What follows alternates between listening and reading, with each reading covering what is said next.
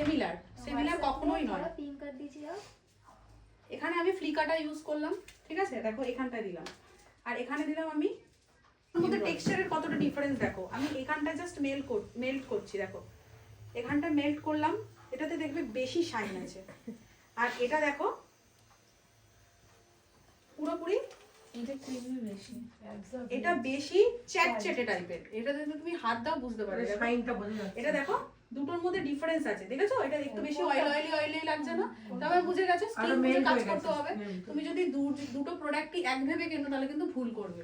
দুটো প্রোডাক্ট এক নয়, আলাদা আলাদা। কোনটা কার জন্য হবে? এটা কার জন্য করব?